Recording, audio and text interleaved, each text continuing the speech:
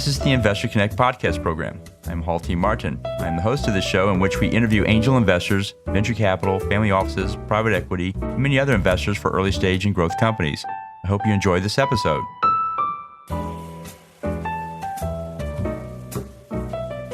Investor Connect is a 501c3 nonprofit dedicated to the education of investors and startups for fundraising. Please consider donating $100 to the program to help others in their investor and entrepreneur journey.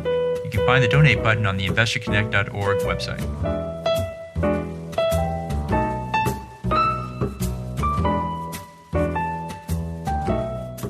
Well, hello, this is Hall Martin with Investor Connect. Today we're here with Benjamin Grubbs, founder of Next 10 Ventures. Next 10 Ventures is a venture group focused on the global creator economy. They have invested in over a dozen early-stage startups covering enterprise tools and services for creators, as well as startups building new experiences for consumers. Benjamin, thank you for joining us. Thanks, Hall, for having me here today. So tell us more about your background before investing in early-stage companies. Spent most of my career in the Asia-Pacific region, 15 years spread across Hong Kong and Singapore. I'm working for internet tech and media companies like Yahoo, eBay, Turner Broadcasting, and joined Google in 2012 in Singapore. And through that company, I actually made my way back to the States in late 15. Spent a few more years with the company and then broke off in early 2018 to get full-time into incubating startups and then also kind of invested into the ecosystem. Great. So what excites you right now? Overall, I'd just say like the pace of growth of companies that I've been supporting since 2018 and their success in closing Series A, Series B investment rounds. The valuations of the companies are way up, and there's a great group of institutional VCs that have come in to this ecosystem to actually lead these later rounds. I was bullish. I was bullish enough in 2017 into the space that there was still a lot of upside and growth ahead to kind of focus on it full time. And so overall, my expectations have actually been exceeded by their pace of growth, and some of this actually just really being accelerated over the last 2 years by the pandemic, as there's been more online consumption in general, both across media, commerce, and how that's both disrupting but also creating new opportunities for companies in this space. Great. So what's your advice for people investing in startups? What do you tell them to do before they write that check? I think within the creator ecosystem, overall piece I'd say is just getting hands-on and using the product or service. And I think if you're kind of both investing or even creating companies in the space, and actually a key stakeholder, is the content creator, spending time with the creators and actually really understanding kind of their pain points, their needs. So you're addressing some of those problems and needs and not doing something actually in search of the problem. Great. And then on the other side of that table, what's your advice for people running startups? What do you tell the founder to do before they go out to raise funding? I think I would say a similar thing. It's just, being somewhat grounded in research or insights and understanding kind of some of the problems and pain points and what you're aiming to kind of serve or solve, and the market that you're actually playing in, understanding overall size of that market, the addressable market, and stage or the manner in which you're actually going to go and tackle that problem or opportunity, and being somewhat measured about how you're building the company at the outset, and what I also understand to say what's really critical on day one and within that first year. Great. Well, let's talk about the state of startup investing. How do you see the industry evolving from here? I think within the creator ecosystem, across a couple of fronts, the ad market's robust. The bellwether thing in the space, I think, is still YouTube. And I think in 2021, my estimate is the company, they haven't announced their earnings yet, but I would expect to see Google stating that YouTube ad revenue is surpassed $30 billion in 2021, which is pretty significant for the company itself. And I saw something earlier this week on ByteDance and TikTok there were some reports that last year the company is generating $4 billion in revenue for TikTok. This is all ex-China. And this year forecast to triple to $12 billion. So while YouTube is healthy and growing, I think their ad revenue has tripled since 2018. So between 2018 and 2021, we're seeing this also with other players in the market, TikTok, and what Amazon's doing as well. So ad market's robust, commerce robust as well. And this intersection of creators actually in commerce, and just going back to YouTube, that ad revenue would kind of suggest that there's about $600 billion in attributable retail and e-commerce activity coming off of the advertising, and that audience actually kind of acquired through the platform. So a piece I kind of see there is like, who's winning that share of wallet? Is it legacy consumer product companies, digital upstarts, or creators themselves actually kind of creating these D2C brands? And lastly, I think how the industry is kind of evolving is the intersection with Web3. And there's more of that actually happening in 2021, continue to be more of that actually occurring in 2022.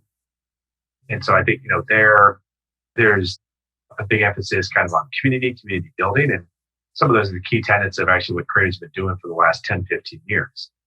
Building pretty robust communities, on platforms like YouTube, and then figuring out ways to actually drive monetization actually of those communities. And that's a big thing that's occurring right now, kind of in some of these Web3 projects. And so I think some of the processes and methodologies are just the manner in which people have actually been executing over the years actually in the creator space is, I think there's a lot of applicability actually in Web3 and hence some of the overlap there. Great. And what's the biggest change you think we'll see in, say, the next 12 to 24 months in this space? I'm here in Los Angeles, and I definitely see a lot of activity firsthand in the United States. And as I said earlier, I spent the majority of my career actually in the Asia Pacific region. One thing I'm expecting to kind of see more in the next 12 to 24 months is how this ecosystem and the companies actually that are operating in it, and also investors, are continuing to kind of grow and emerge in other international markets. For YouTube, their single biggest market for daily active users is India. High growth markets as well in Southeast Asia, Latin America, also Africa and the Middle East. And so I think there's been a lot of investment capital put into companies actually that are based here in the US. And I would expect to see over the next 12, 24 months, both entrepreneurs and founders pursuing kind of market opportunities outside the US, and some of the investment capital kind of following actually where those opportunities are. Great. Well, let's talk about the investment thesis for your fund. What exactly is it, and what's your criteria for making an investment? Initially, I was really driven by the problems and needs of creators that I was witnessing at YouTube, and what the company was doing itself or not at all to kind of address those problems and needs. And so that's kind of where I saw some of the gaps and opportunities and felt that there was an opportunity.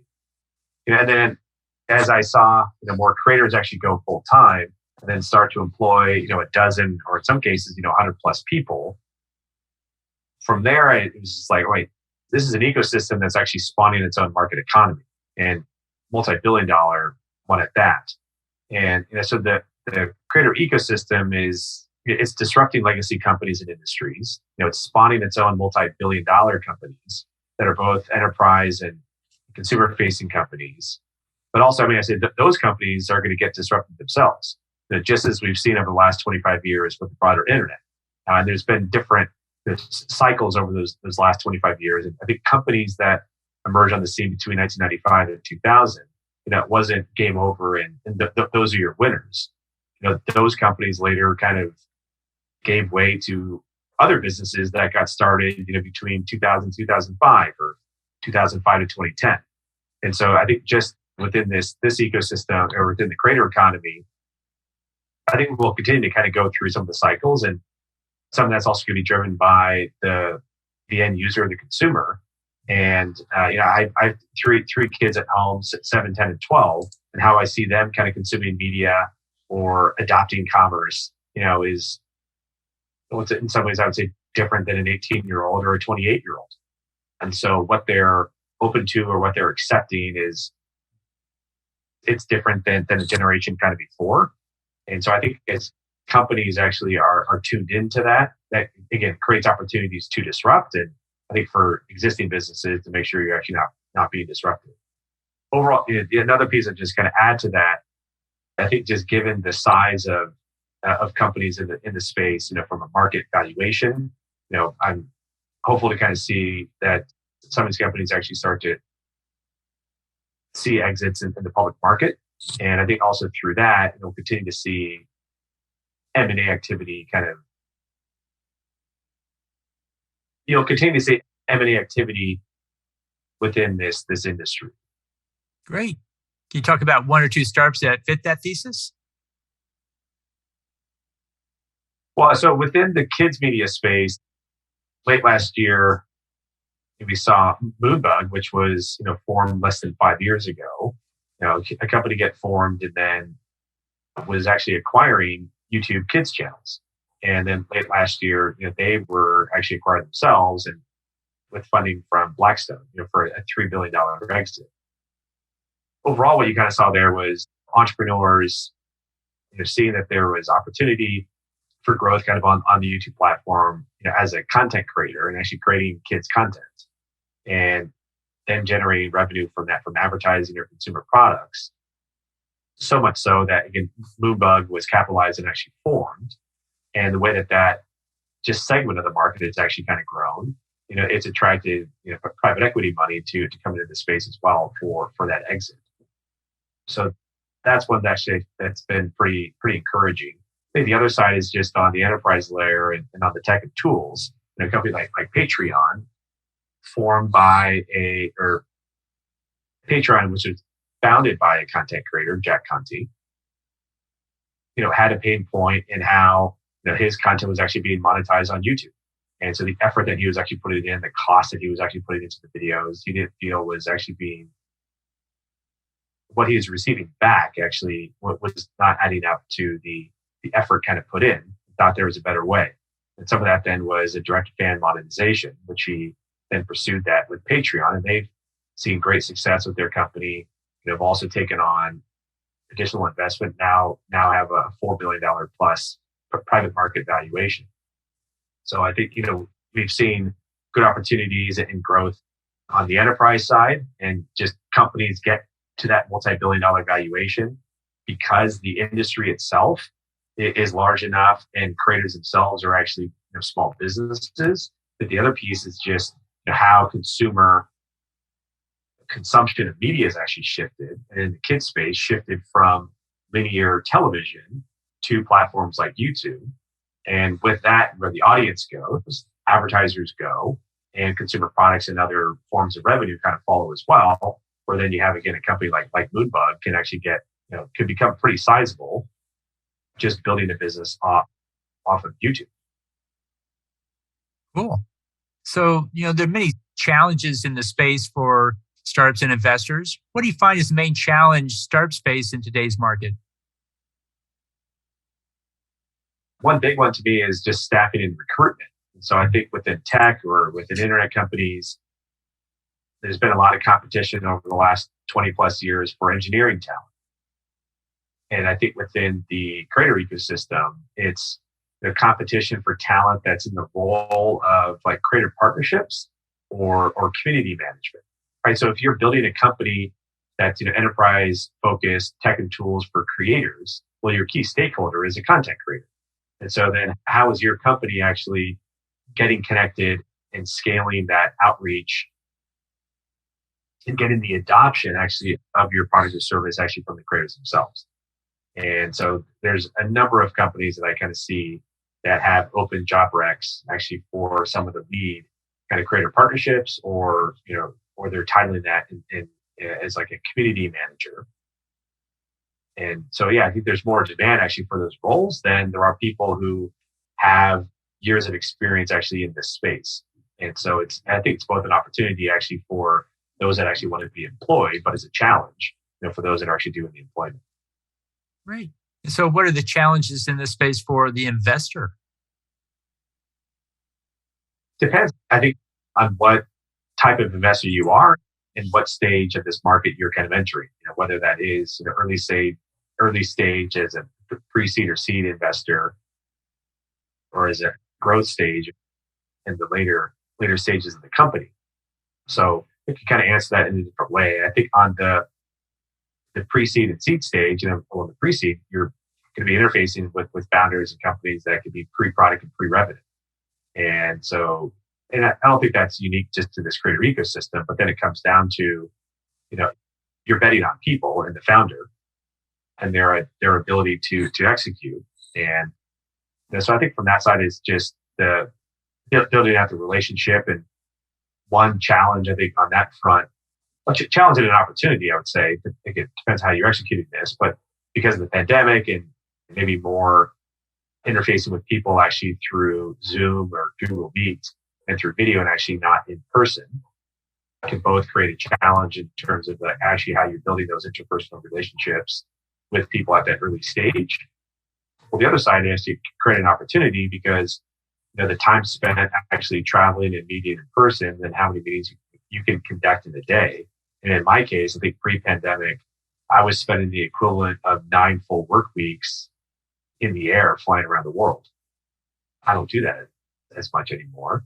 And so I got a lot of time back. And so that was more time to actually spend with founders and those that I'm actually working with already within the portfolio, and interfacing with more people, again, not just here in the US, but in regions like Africa, the Middle East, Latin America, and Asia. And I don't need to hop on the plane anymore to go have that meeting. We can just do that now through Zoom, which is great. Great.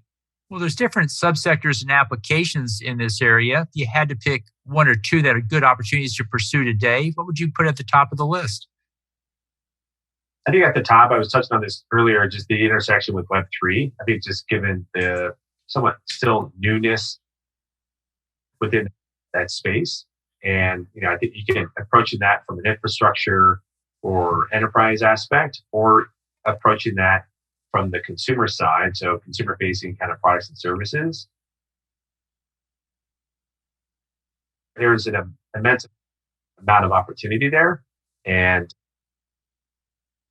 that's an area I definitely think about a lot. And I'm seeing an increasing number of companies kind of pursuing that space. And as I said, kind of trying to leverage some of the success and learnings actually that have been occurring over the last decade plus from the creator ecosystem to kind of fast track some of the development actually now in Web3. Great. Well, in the last few minutes that we have here, what else should we cover that we haven't? I'll say just on myself. So we touched a lot about just on the investing side, where I also spend a decent amount of my time is also on incubating and shaping new companies. And so in late 2020, I formed a company called Collide. I co-founded that with a partner. And then in early 2021, co-founded a separate company called Creator Plus. Collide actually operates within the creator marketing space or marketing advertising sector within the creator ecosystem. And Creator Plus is in the entertainment sector within this creator ecosystem. So yeah, I spent a good amount of time kind of on being hands-on and actually shaping companies. And that draws from a lot of my prior experiences working in companies as an operator. And so I really just didn't switch that off. That still kind of continues. And then where I spend a lot of my time with the founders that I'm fortunate to kind of be involved in and support as an investor is then also trying to look at how we can actually play an active role in some aspect of their company. And that definitely varies company to company and also kind of where they are in the stage of the business. But that's a part to me, I think it keeps me pretty active and energized. And, also I'd say it's just like what I'm able to learn and benefit actually from one is also then seeing how you can actually apply that to another. And so, all in, I think now is I'm interfacing with close to 30 companies spread across a number of regions actually around the world. And it's an exciting time. And as I said earlier, I think what I was thinking about back in 2017 to kind of leave a corporate career and dive into this early stage career, it's been entirely rewarding. And if I had to go back and do it again, I definitely would. Great. So how best for listeners to get back in touch with you? Oh, I'm active on LinkedIn, and probably an easy way to get in touch with me. I've hired a number of people through LinkedIn and met a lot of good founders actually through the platform as well. So that's probably the easiest way to get in touch. Great. We'll include those in the show notes. I want to thank you for joining us today and hope to have you back for a follow-up soon. Thank you very much. Investor Connect helps investors interested in startup funding. In this podcast series, experienced investors share their experience and advice. You can learn more at investorconnect.org. Paul T. Martin is the director of Investor Connect, which is a 501c3 nonprofit dedicated to the education of investors for early-stage funding. All opinions expressed by Hall and podcast guests are solely their own opinions and do not reflect the opinion of Investor Connect. This podcast is for informational purposes only and should not be relied upon as a basis for investment decisions.